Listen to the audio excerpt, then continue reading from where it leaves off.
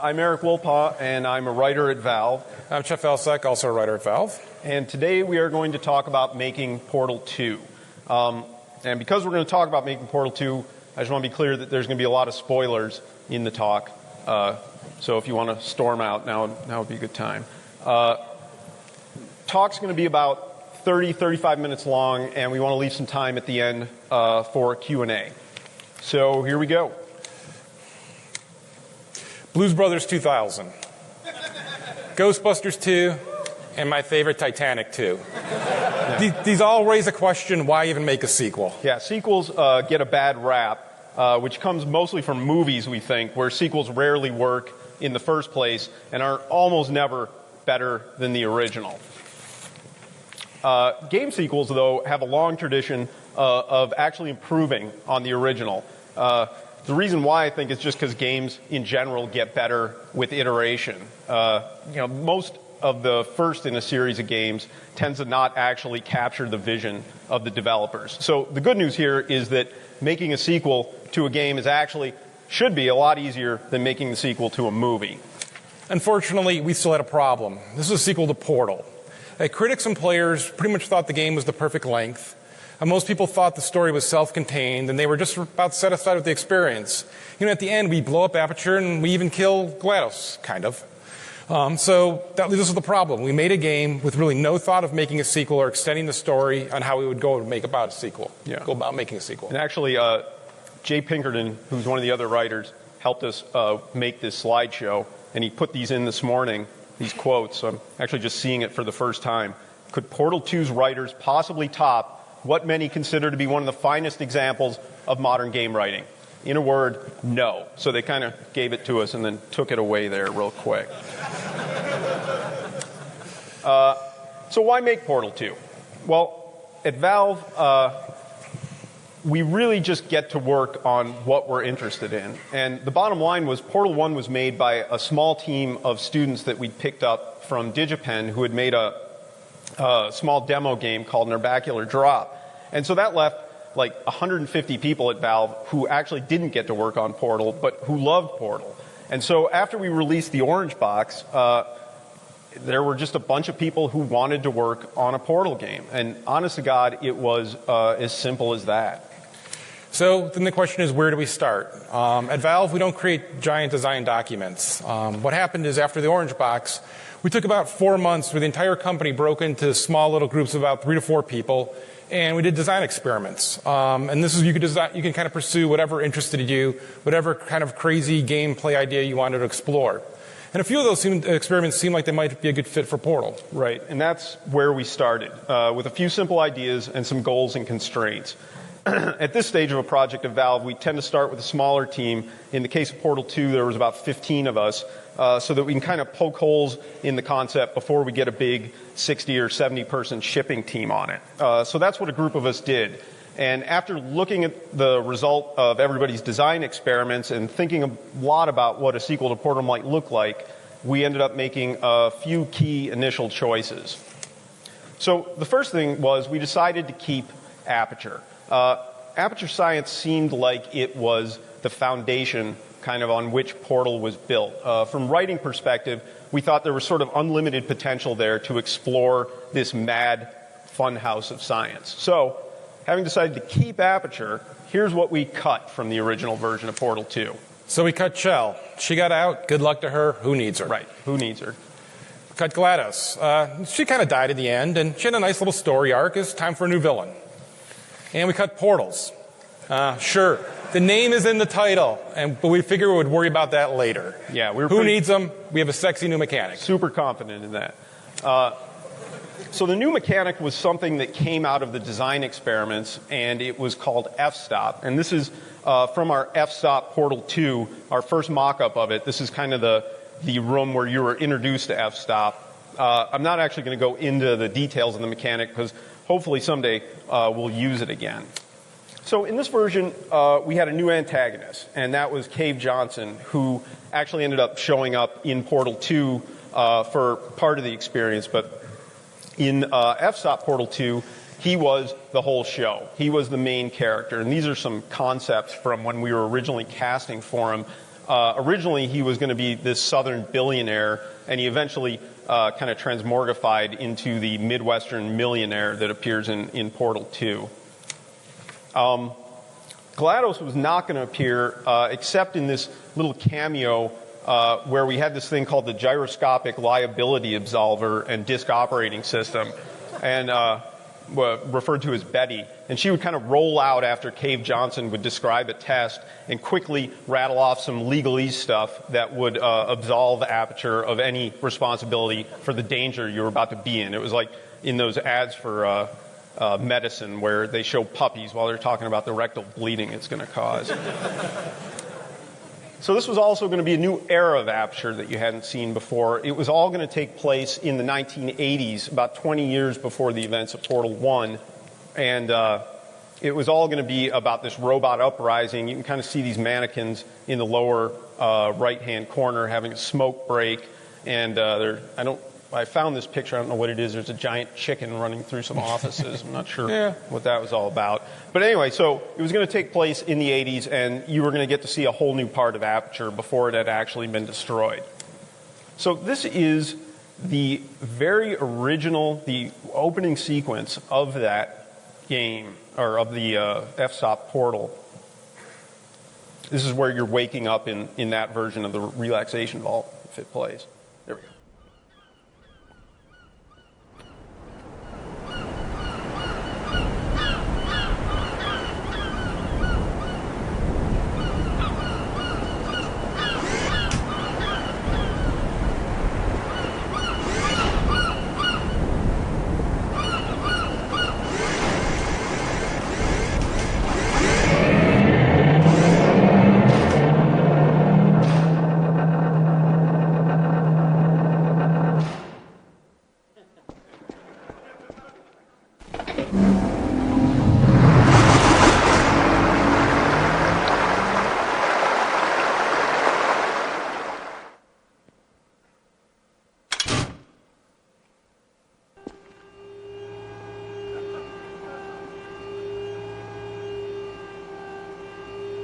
So that was showing some of the transforming environments that we were going to go for in that iteration.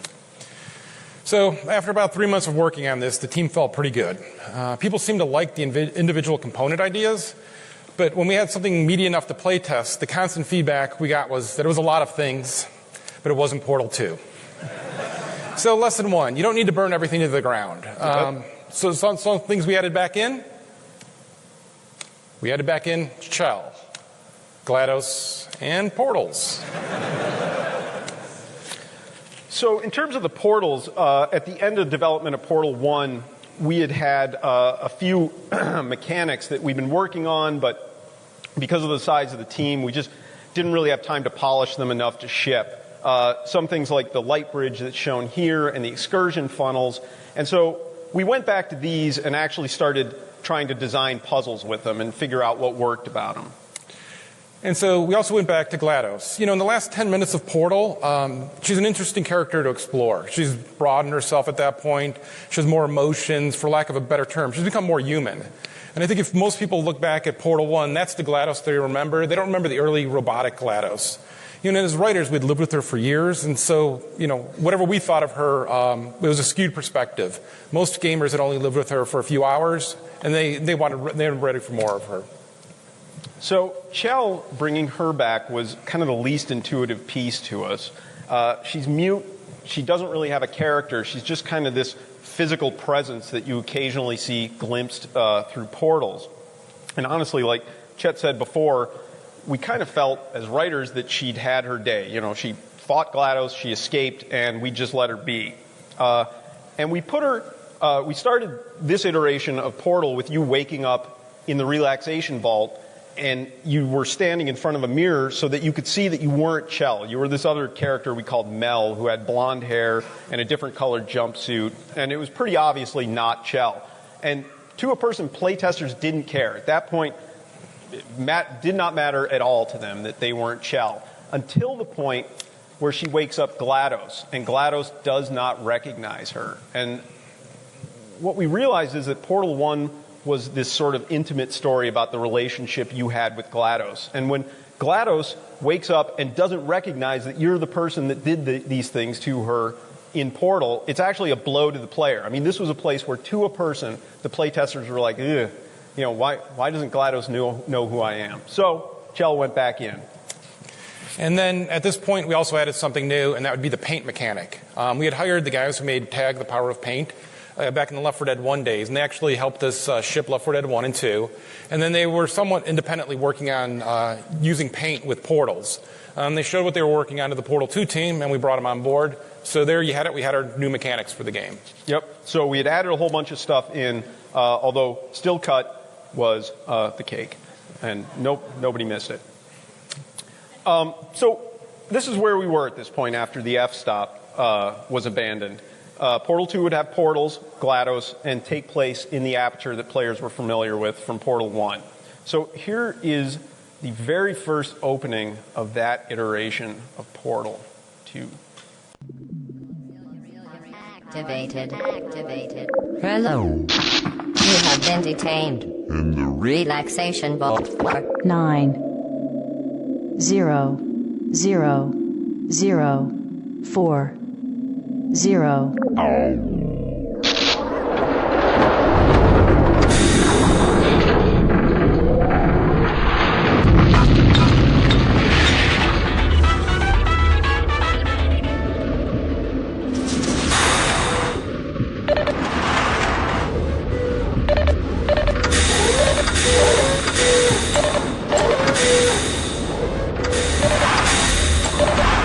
Sentry mode activated. Target acquired.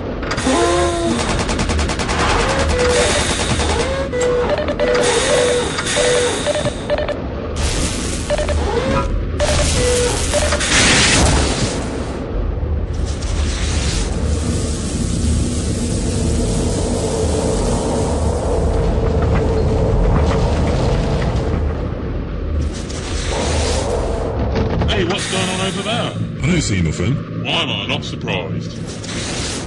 Critical error. Critical error. The user summon burning.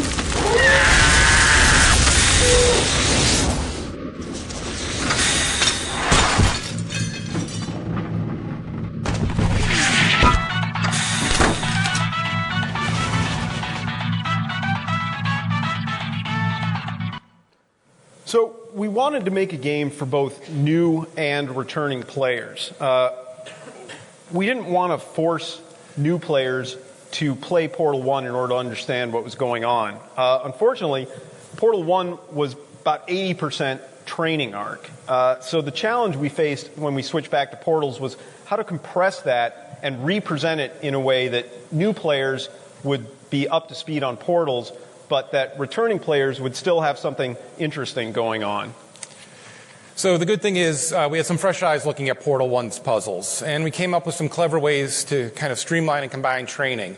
For instance, in its original form, this puzzle, what we call Portal Carousel, required players to wait for the portal to move around the room on its own schedule, and you can see often players wouldn't look at where the portal was coming up. It was just really hard for them to learn and slow to solve that puzzle. And then the new version of this puzzle, of the same map, allowed the players to control the pace by opening up the portal with a button. This not only made the puzzle faster to solve, but by letting players control the appearance of the puzzle, they actually helped understand the new mechanic. It seems pretty obvious, but it's a really big difference between the two. So another thing we did was improve the game by actually removing one of the features of Portal 1, which was the dreaded plasma ball. I don't know if you remember it, but we replaced it with lasers. The plasma ball had several drawbacks, primarily that there was a long wait after failure before the plasma ball would come back, and also the way it would kind of sneak up behind you and just vaporize you out of nowhere, and players often had no idea why they just died. But lasers had all the puzzle-solving properties of energy balls while also providing instantaneous feedback loop for the player. Because a laser entering one portal and coming out of the other was sort of a permanent fixture until you moved the portal, we noticed that it really, really helped new players sort of understand what portals were doing. The lasers also let us do a few things the plasma balls didn't. For instance, this is the original version of the part of the game where you destroy the neurotoxin facility. Wheelie.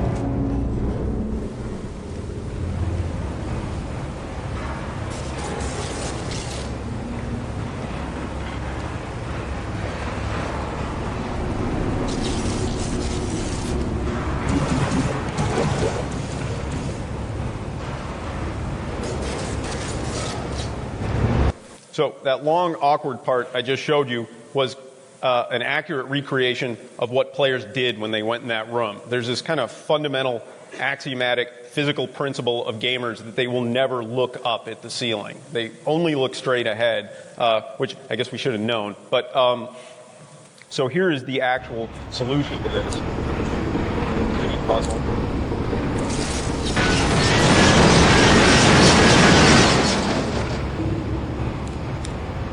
So it was kind of cool, but we were really having a hard time getting people to look up. At one point, we even considered just putting a sign there that just said, look up, which seemed like it was going to ruin the puzzle and just seemed kind of cheap, and we had a rule against doing that.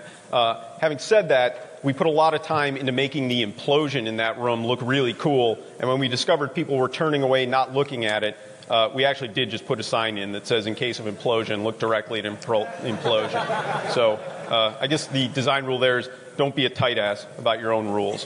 Just abandon them. All right, so while we tightened up the Portal 1 training arc, we still needed something more to entertain returning players. And some of what we did was merely cosmetic. For instance, here's the Portal 1 elevators. And then we can take a look at the Portal 2 elevators, and we'll see that somehow destroying Aperture Science gave us all new elevators with video screens around them that showed us cool little transition movies. I mean, there is no logical reason we have new elevators, but players never questioned it, never minded it. And so our thought always was, you don't need to be a slave to the original. If you're improving it, players won't care.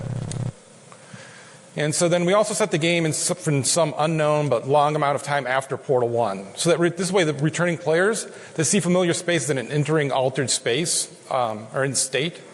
It also let them see their actions in Portal 1. They're the ones who blew up the base. They're the ones who caused all this plant overgrowth and destruction, and they got to witness it. And the altered environments wasn't quite enough to rehabilitate the old space, so we introduced a new character, Wheatley.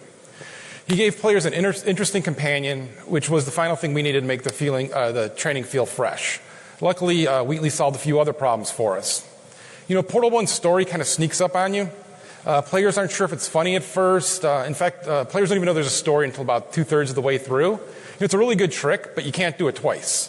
So for Portal 2, we need to do something new. And Wheatley really quickly helps establish the tone right off. It's a comedy. He comes in, you're laughing, it's okay to laugh. The rest of the game, it's okay for you to laugh. Wheatley also gives players a burst of exposition. And the cool thing here is new players, they get told what happened, and returning players are reminded of who they are, where they are, and what's happening. And for new players, he also restates the entire plot of Portal 1 and provides a brief glimpse into GLaDOS. And that way you also get to know that she's a big deal. And then finally, when you have this likable companion, he also actually lets us demonstrate something else to new players, and that's that GLaDOS is a threat by having her immediately kill him. And that's not a spoiler, because he's not actually dead, and that is the spoiler. So there was a lot of positive things with Wheatley, but he did cause some problems. The first problem was that we burned a lot of calories making sure you couldn't leave him behind. When we first put him in the game, you spent a lot of time actually carrying him around.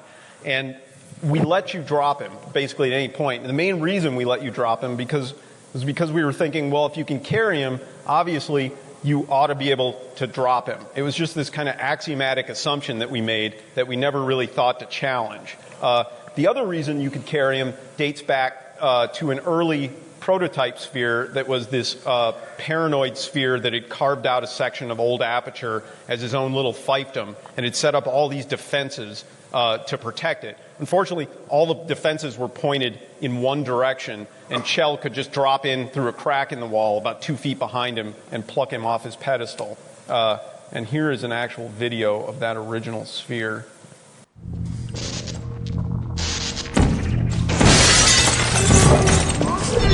I think I'll just drop right in there.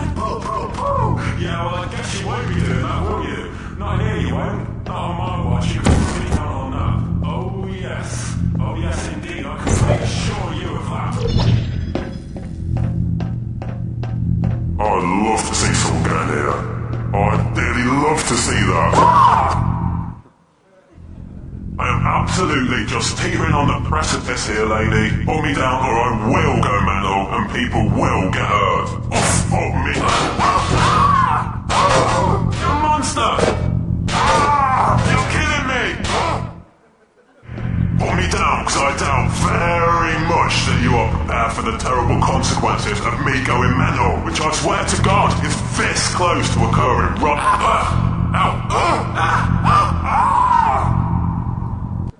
So that last part at the end where you beat him against a wall and then throw him down the stairs caused us probably about a year of pain and suffering because we liked it so much that we wanted to make sure that you could do it with Wheatley. Unfortunately, being able to drop Wheatley meant that we had to gate the player so that he couldn't just drop Wheatley and then wander off into the rest of the game. And those gates took the form of these doors that Wheatley would have to hack. And they were at regularly scheduled intervals, so you could only get about 20 feet ahead of Wheatley. Implementation-wise, it was a huge pain in the ass. And as the game progressed, the time that you spent with Wheatley off his rail was narrowed down to more or less what it is in the shipping game, which is after he jumps off his management rail and you don't catch him, all the way up until the point where you put him in the elevator that leads up to GLaDOS. It's probably about 5 minutes in the shipping game. But having said that, this staircase in the GLaDOS wake-up room is actually only there because we wanted you to be able to throw Wheatley down it. So at some point, fairly late in development, we finally admitted how many problems dropping Wheatley was causing us, and we just decided during that part he was going to stick to your hands like glue. We put it in, and we assumed, because we'd built it so much up in our heads, that playtesters were just going to revolt, and they were going to be trying to throw him down and just be angry, and not a single playtester even cared that you couldn't drop him. None of them even tried. It was just another example of us having these kind of fundamental assumptions that we didn't think to question. The fact that you can't drop Wheatley, if you don't know you can drop Wheatley, nobody misses it. So our second problem with Wheatley rose out of temp audio.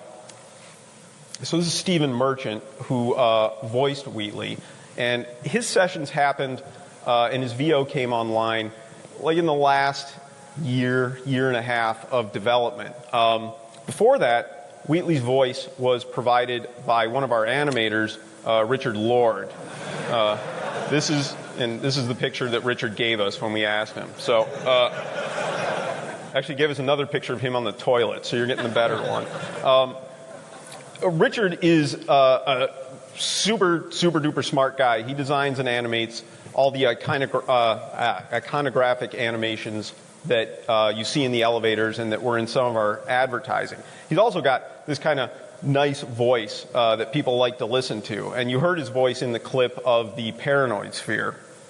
So people liked his voice enough that when our first merchant session got delayed a month right before E3 where we debuted Portal, we decided, what the hell, we'll just play the Richard audio. And people liked it. And people liked it so much that when we finally got world-class comedic actor Stephen Merchant in there, there was this small but very vocal section of our fan base that was just livid, wanted Richard back. And at the end of the day, this is kind of a microcosm of the whole problem with sequels. You know, with nothing to compare it to, the first version of anything can pretty much stand alone. But once you put a replacement in there, there's going to be somebody who prefers it. It's kind of the law of sequels. You just can't win, no matter what you do. Well, you can win, but it's sort of like you can't have a flawless victory. So our last problem was caused by Wheatley dying. So originally, GLaDOS crushed Wheatley right after she wakes up, and that was it. You didn't see Wheatley anymore. He was just dead and gone. And we thought that kind of finality let everyone understand just how evil GLaDOS was. This was back when GLaDOS was still going to be the main antagonist, but the problem was after Wheatley dies, you're going to meet 6 other Sphere personalities, each with their own personality. And as an example, this is one of the ones, this is some concept art for the somebody we called the Morgan Freeman Sphere. So he'd been sitting on that little pedestal for a few centuries, and he was just incredibly wise, but only about the 20 by 20 space that he was trapped in. So as soon as you dragged him 22 feet out of the room, his mind was blown, and he was pretty much useless. Although, as the game progressed, he eventually got his feet under him and started delivering some homespun wisdom that all related back to this little 20 by 20 space that he'd been living in. So back to Wheatley dying. It certainly worked in the term of making people understand how evil GLaDOS was. They got that. But people missed Wheatley. And with GLaDOS now in the mix, and none of the other spheres really having enough time to bond with the player, we're missing something. Because even in a talkie game like Portal, you're still more or less writing in the margins. And so then our simple answer was, let's just kill Wheatley and then bring him back. We still get all the dramatic benefits of GLaDOS crushing them. Plus, we don't have to throw away all the precious time we'd spent building this relationship between the player and Wheatley. Even better, this led to a bunch of insight that we ought to make Wheatley the antagonist. Because again, before he was just dead and he wasn't going to be the antagonist, and now he's going to be the evil villain for the last half of the game. And a lot of good things flowed from that one assumption. It's another example where we try to solve a problem without questioning the core assumption, and that was not to kill Wheatley, and then what do? In this case, let's just kill him and bring him back, and then it's fine. Everything works in retrospect. Okay, and so now we've got a pretty good handle on the single-player game. This is rough, but generally working in terms of plot and structure, and most importantly for what we test is pacing and comprehension. Every play test, we bring people in, we talk about the pacing, comprehension, we make sure we have that nailed, that's working, that's flowing. And the co-op mechanic was working great on its own. Just the puzzles alone were totally fun. So we figured the co-op story was going to be a breeze. Smart thing on our part, we thought, we'd save it to the very end of development. Problem is we discovered there's a huge difference between telling the Portal 2 story versus the single-player story. Yeah, since we figured people would play the single player first, we set the co-op story after the events, a single-player game. And in this original co-op iteration, we actually thought we had a pretty good story going. So with Chell gone, GLaDOS is just prepared to test for eternity with the 2 co-op bots that we introduced in single-player. Unfortunately, though, she quickly discovers that none of the tests she's doing is providing any data, because without any human observer, the tests are always in this sort of Schrodinger's cat state of quantum uncertainty. Like in this picture, is the cat hanging in there or is he not hanging in there? Who knows until somebody looks at it. So what she does is she starts sending the bots into the bowels of Aperture to collect human artifacts in the hope that they will help the bots become more human so she can break through this kind of quantum problem she has. So we actually mocked this whole part up for play testing all the way through the retrieval of the first artifact, which was this Garfield-like cartoon called Dorfelt that some long-dead Aperture employee had tacked up on a bulletin board deep in the bowels of Aperture. The bots find it, they bring it back to GLaDOS, and none of the 3 of them can figure out what's funny about this Dorfelt. So GLaDOS actually rewrites it to make it funnier.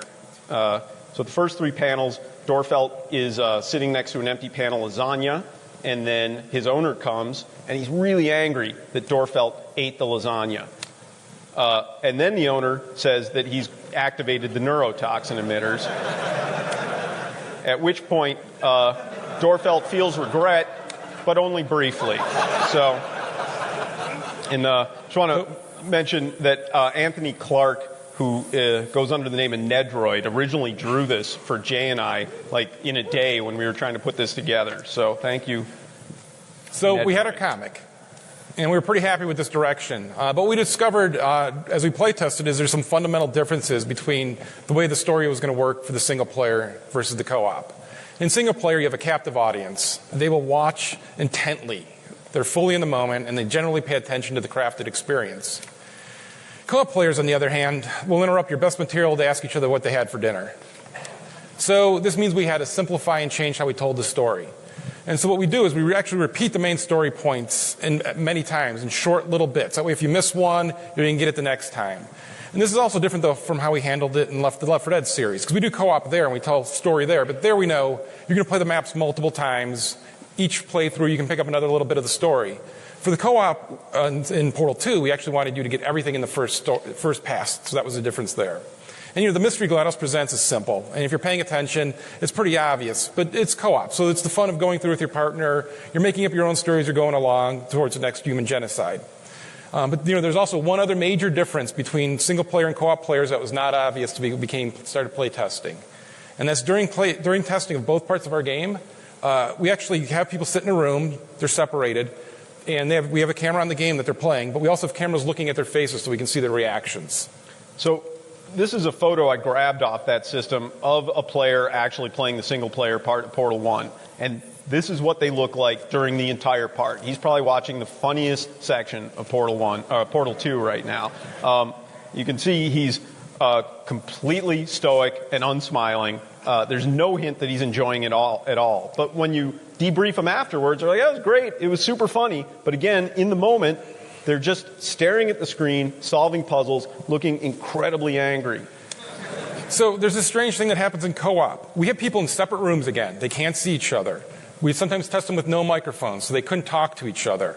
There's no way they could communicate with each other, and yet they laughed, they smiled, they joked, right? They had all these regular things you have when you're next to someone, right? All these regular social norms, they carried through into the game, even though they didn't have the communication, and the other person couldn't see their face, smiling or laughing. So this is an important takeaway from anyone out there writing a game. If you're going to do a comedy game, make it co-op. Because otherwise you're going to have years of misery and self-doubt as you watch playtesters. It's awful. It's the darkest thing you can possibly do. So just real quick, we also tried a competitive multiplayer mode, which we put together over the space of a month or two, and it was kind of a mix between the old Amiga game, Speedball, and Portal, except with none of the good parts of either of those two things. It was super chaotic, difficult to tell what was going on, and no fun. So the only real good news about this part was that we cut it pretty quickly and were able to use those resources to develop co-op a little bit more. All right, so in this point in development, we've got this co-op story set. We're on our way with that. We have most of the single-player story set. We just have one major problem. We have no ending to the single-player story. And we had the same struggle when we were making Portal 1. The ending didn't come to really, really late, and that turned out to be one of the highlights of the game. So we had that going for us, but still, at this point, we had no ending. We did have some things that we knew, though. We knew you were going to have to confront Wheatley. We knew you were going to have to remove him from the GLaDOS chassis. We knew he was going to have to get some sort of comeuppance for causing you all that trouble. And something we knew from Portal 1 was that this final puzzle shouldn't be particularly difficult. This should not be the most difficult puzzle in the game because long, thoughtful puzzle solving is completely not climactic. So, with that knowledge, we were able to at least start designing the final battle and start iterating on that, and that was coming together great. What was missing was any sort of story part to that, which was bad for Jay and Chet and I. And this is a early version of the solution we initially came up with, and it's a slightly different version of the end chamber. You'll recognize some things, but I'll just play it through. Core, are you ready to start the procedure? Corrupted core, are you ready to start the procedure? Stalemate detected. Transfer procedure cannot continue unless a stalemate associate is present and can press the stalemate resolution button. Press button to replace core.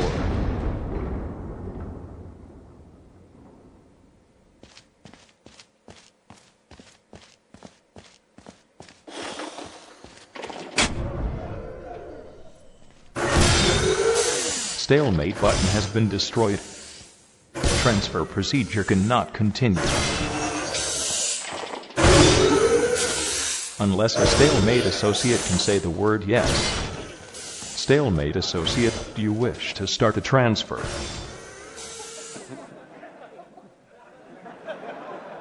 Yes. Stalemate resolved. Core transfer initiated. So, confused? So were all our playtesters. That was Chell speaking, right? The confusion reaction was pretty much all we saw from players not really understanding who was talking, and they're super underwhelmed. And that's the end of the game.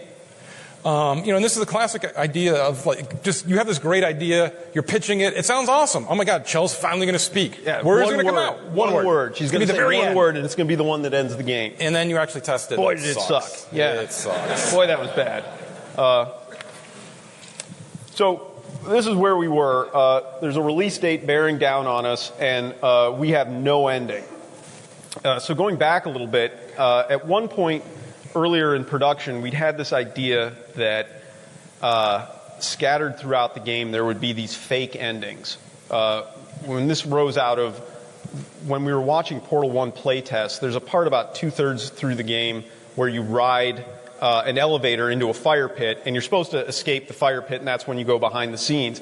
But a small percentage of playtesters were just fine with riding the elevator into the fire pit. Like, that was a good ending for them. It was dark, but they liked it. Like, it just ended with them dying. So we thought, well, we'll service those people. And we had these scattered throughout the game, parts where Chet would die, and that would be the end, and we'd play a song, and if you wanted to, you could just quit there. So we had one that was like 2 minutes into the game, and if you died there was just a song that I think just Jay and I sang. It was, I mean, we hadn't done anything yet. That was just about reviewing those first 2 minutes, kind of wistfully, what had happened. And then later in the game, there was a part where there's a crack in the ceiling, and you could see the moon. And you could put a portal on the moon, and if you put one on the wall, it would suck you out onto the moon, and you would asphyxiate while listening to a sad song about the moon.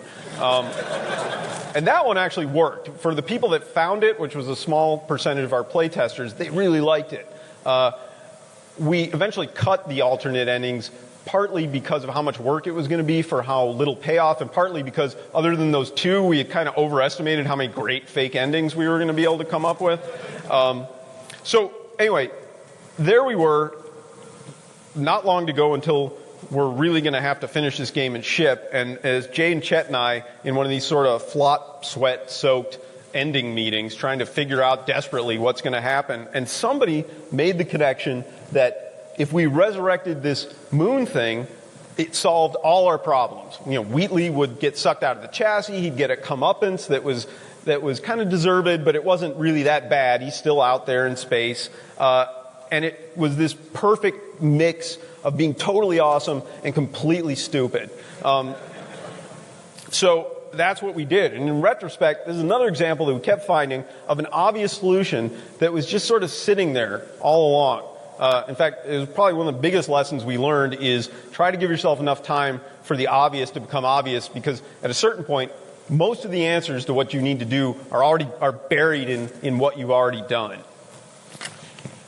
So that was the last major puzzle piece. We finished the game, we released it, and then as far as how it turned out, this year there was pretty clear winner of the most Game of the Year awards, and that was Skyrim. But still, pretty clearly we're number 2. No shame in being number 2 and, at all. And so, and that's where we ended. That's where we ended. We're going to do some Q&A.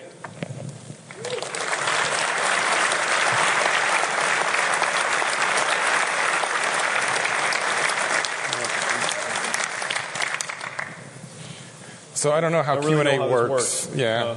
No questions. Good, we can leave. I could ask a question. Oh, damn. So my question is, thanks for Portal 2 and Altman Murray. Now, could you say a bit about the role of the writer at Valve, of writers in general? Yeah. So I mean, part of it is we use the title writer because we need to have a title on our business cards, and that's what people ask. But everyone at Valve has a lot of different roles. And so it really depends on what's going on. I mean, as writers, obviously we're writing the story, we're writing reloading and all the things that need to be in the game. But it's a really collaborative effort at Valve. So, everybody weighs in on the writing and we weigh in on everything else. Yeah, we try and spread ourselves out in terms of, like Chet and I wire, and Jay as well now, wire the dialogue into the game. We don't just kind of throw it over the wall and hope that the game turns out okay, which is especially important for a game that's supposed to be funny, because the time, tenth of a second here and there just ruins the gag. All right. Kind of following up on that, a lot of what made the first Portal special was how well your voice actress understood the material. And there was a real sense of a relationship there. You also took huge strides in Portal 2 by working with J.K. Simmons and Stephen Merchant. Can you talk some about the casting process and the recording process of working with them? Sure. Is that Tom Chick? Yes, it is. No, hey, Tom. So Originally, we had cast an actor named Richard Ayoade, who is from the IT crowd, and Garth Marenghi. And we were actually having some trouble getting our schedules right, which is when we eventually switched to Stephen Merchant. And we honestly, Jay and I did not think he would do it because we assumed he was just so wealthy from owning half the office or however much he owns. But we sent him a packet of materials, and he said okay. And we had actually been writing with sort of Stephen Merchant's voice in our head, more so even than Richard Ayoade's.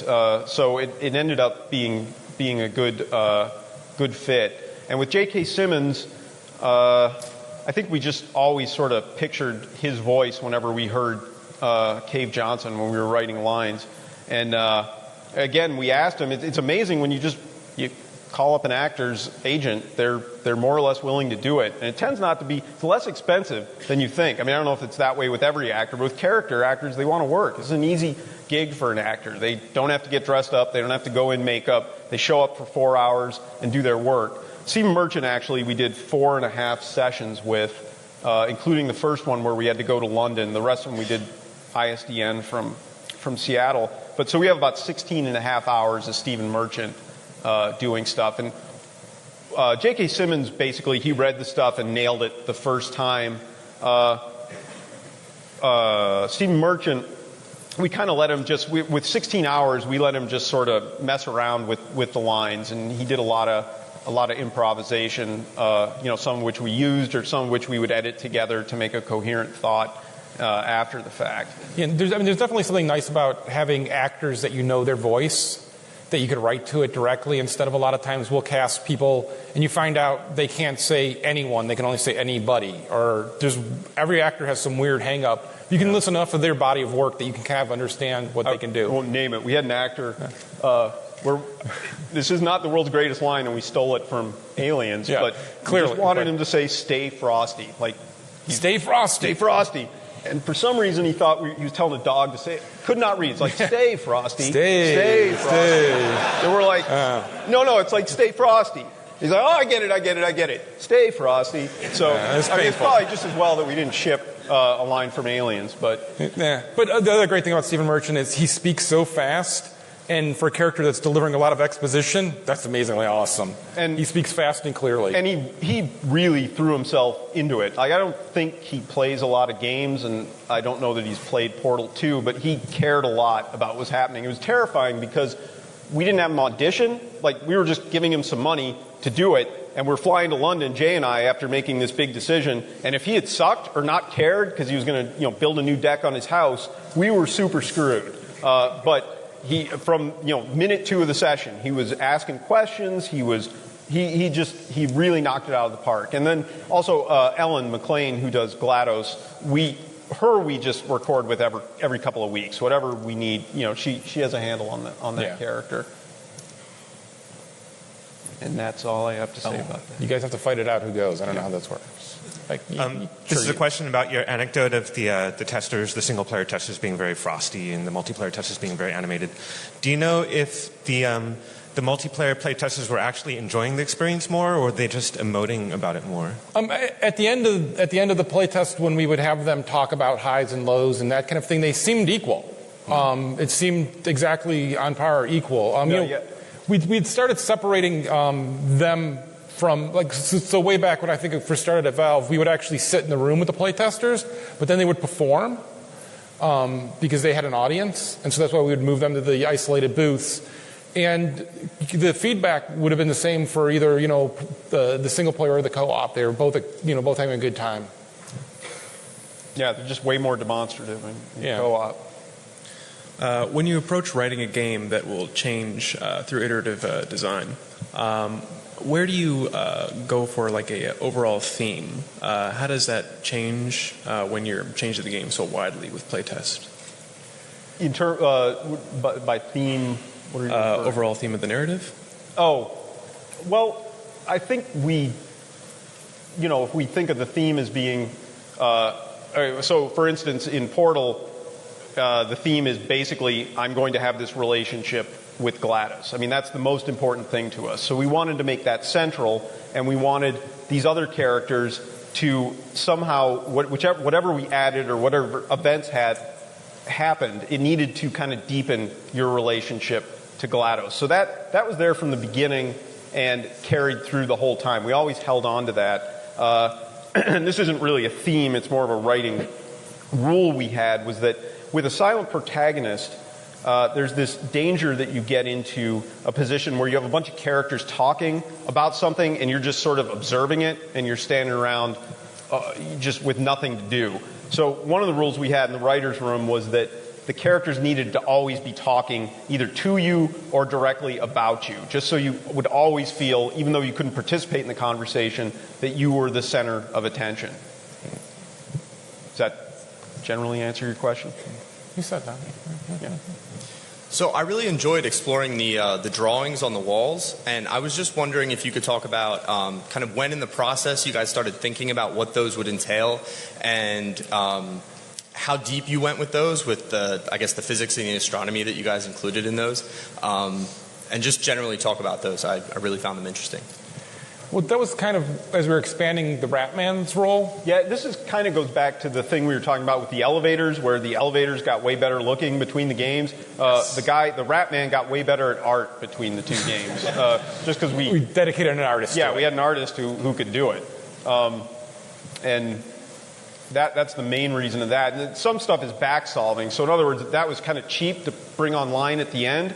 So when we decided late that you were going to go to the moon, well, it was pretty easy to go back and have the Ratman drawing all sorts of pictures of the moon all over. It makes us look super smart when... Yeah, and oddly enough, the national song that plays in his den was originally the Moon sad song. Yeah, it was going to... So the National was going to do the sad song, you know, you had a good time, but you died on the moon sort of thing. Yeah, hi. I was just wondering...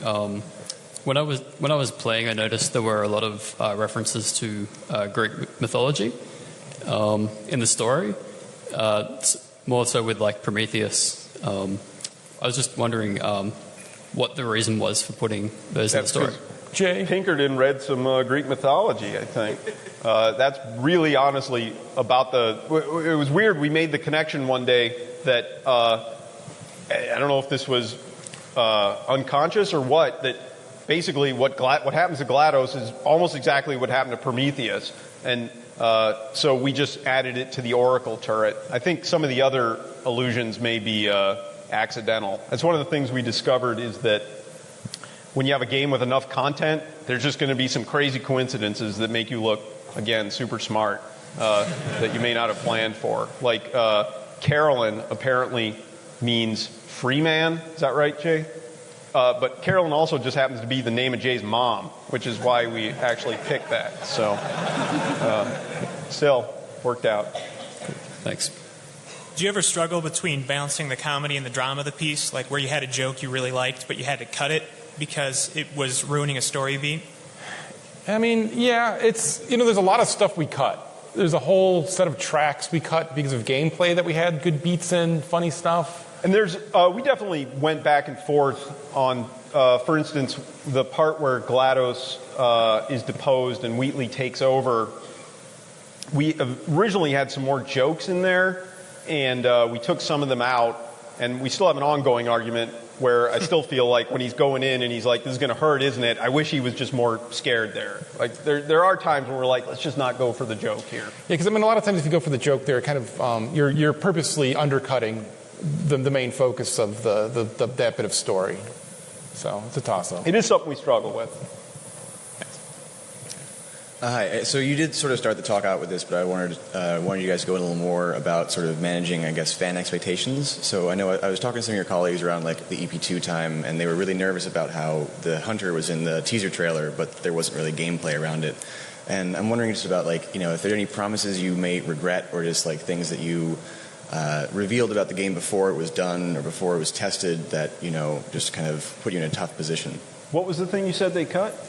No, not that they cut, but like when the hunter in episode 2. Oh, in episode 2 was in the teaser. We showed the vents, the suction vents that just never turned into. I don't know if you remember it. It was we presented it as a puzzle mechanic, and you could break a tube or something, and suction would come out, and you could redirect the suction through portals.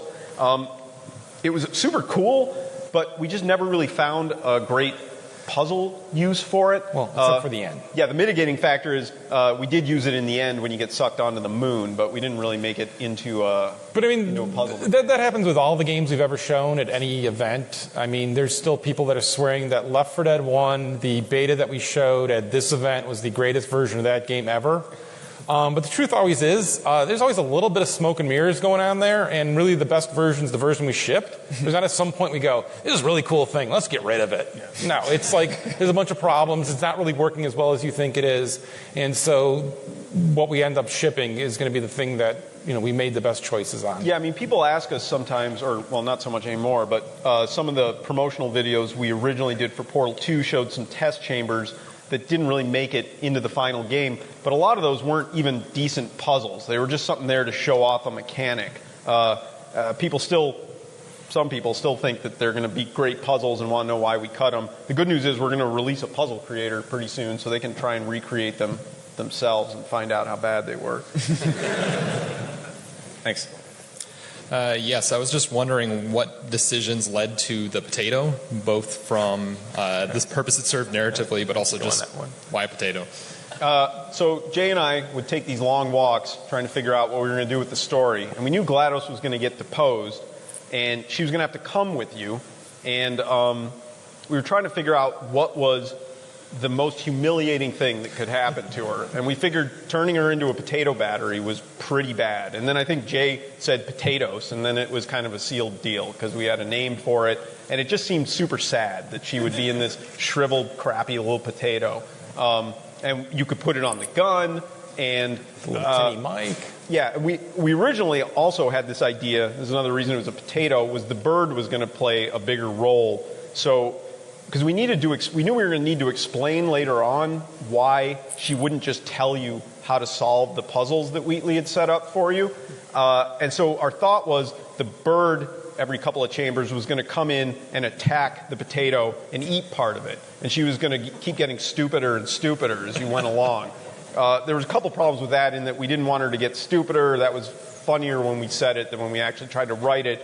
And then it also turns out that it's actually a big honking deal to get a bird to fly in and attack your view model. And so people were like, are you sure this is going to be a lot of work? But it was good because it actually just drove us to the much simpler solution, which is they've got this hardwired thing that if they try and tell you the answer to the puzzle, they have this physical pain reaction to it, which was just a way easier solution. And the bird was in there plenty still. Thanks. Did all those hours spent watching testers test ever make you feel like GLaDOS? Yeah, it is. But also, it gets you nauseous. Yeah, it's tough. Portal's a tough one to watch. Yeah, motion sickness. But it is kind of just a giant analogy for actual how we make the games is what GLaDOS does. So yeah. So your experience in game design sort of informed the concept of the story, like this huge testing lab? A little bit, some of it. I mean, I know that when Wheatley makes his first test chamber, I think it was Phil Coe maybe made that, and he just used like the standard thing that everybody does when they first make a level, which is to just make this big box with the word test on it or their name or something. So yeah, in some ways that Wheatley was this kind of neophyte level designer. Thank you. How do you guys generate your scripts? Do you each take a mission, or do you bounce them back and forth? Do you lock yourself in a room and say, no one's getting out here till we have the level 3? It depends where we are in the process, what we're working on. How far away we are from a recording session. If it's like 3 weeks, we're not doing anything. If it's 3 days, we're sweating it. And we tend to sit in a room, more so now. We've been getting more in this sort of writer's room kind of thing where we'll bring our ideas, we'll try and hash them out all together, and then maybe separate and just sort of smooth everything out.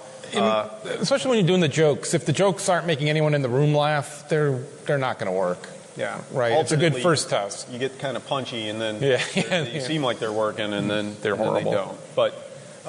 But that's basically a lot of it is a group write where we sit down and we map out what needs to get written, where dialogue needs to be, and then we just try and as a group go through it. As I was playing Portal 2, I felt it was a really clear example of this kind of hero's journey kind of story with 3 acts, and especially the player descending in this sort of underworld in the second act. So can you say something about how intentional this was? Well, we certainly wanted our hero to go on a journey. And then we definitely, there's a structure of storytelling, right? I mean, 3 acts is pretty standard. We didn't really reinvent anything there, and it seemed to fit pretty well. Yeah, part of the thing with going into the underground was Portal 1 starts with you waking up and feeling very alone. And Portal 2 didn't start that way because for various reasons, but we still wanted to have an area where you did feel like you were now alone in a place you didn't understand, which is why when you get dropped down that pit, we give you a while to just sort of take it in, after having basically been accompanied by someone the entire time. But yeah, I don't know that there was any conscious hero's journey sort of thing going on. Thanks. What do the lights mean? Can we keep... No. We have 2 more questions, right? We can do those. Right? Is that all right? Yeah. Valve has a pretty timely awesome shirt, by the way. Oh, thank you. I appreciate that. It's just a Street Fighter shirt. Valve has got a pretty awesome reputation for releasing free content, and so I'm just wondering, have you ever considered releasing Michael's version of Wheatley, like his entire? Assuming he did. He didn't do that. Not everything's covered. Game? Oh no, we didn't get none of the stuff after Wheatley takes over, except for maybe a couple times when we didn't have merchant stuff, we'd bring Richard back in. But it would be a huge undertaking. Got it. I assumed you already had the audio track. No. And the other problem is it would need to match the timing of the merchant lines, or else it would be like 10 times more. Never. Okay. So, all right. Yeah. So that's not. Yeah. Let's not go there. All right. Thank you. But thank you. So the 2 big memes that came out of the first Portal were the cake and the companion cube. And I want to commend you guys for not going back to that well in the second game. But was it ever really tempting to just go for that layup and bring those back? Or were there people in Valve who were like, we got to have the companion cube. People loved it. Well, the companion cube is back. So I don't know if you're setting me up to... sorry. No, the companion cube is there. We don't focus on it a lot. We felt like that we could bring back in a sort of, I don't know, for lack of a better word, funny way. Tasteful, funny way. The cake, I think we make one reference to. But no, nobody was really pushing us to do it. We just knew... we were pretty confident that we could just come up with a story that didn't rely on that. And, we figured people had lived with the cake jokes enough that they probably... Yeah, that is the thing, though, right? So we were talking about internally, we lived with GLaDOS this whole time. And so for us, not that we're sick of her, but we'd lived with her a lot, and we're thinking maybe we should try something new. But everybody lived with the cake is a lie jokes, right? I think we all had our share of those. Yeah, it was we great. Didn't need to go back. But so no, nobody pressured us, and honestly, I've never had anybody come up and say, I wish there was more cake in the game. Absolutely. Yeah. Do you have anything left for a third one? Maybe. No. So honestly, it's like with when we also do why it takes so long for DLC. We don't worry or think about that. Like holding something back because you think you're going to run out of ideas. Don't ever do that. Just go. Just put it all in. You know what? You're going to have those horrendous days of the ending where you're just staring at each other, thinking there's no way you're going to come up with anything, and you do. Yeah, there's some way to solve it. So don't hold back. Yeah, and also one of our goals was to not have a cliffhanger ending. We wanted, we felt like Portal had this nice, satisfying ending, and we wanted Portal 2 to feel the same way. At the end, there were some unresolved questions, but it felt like everybody had their end. Yep. So I think that's it. So thanks, guys. Yeah, thank you so much.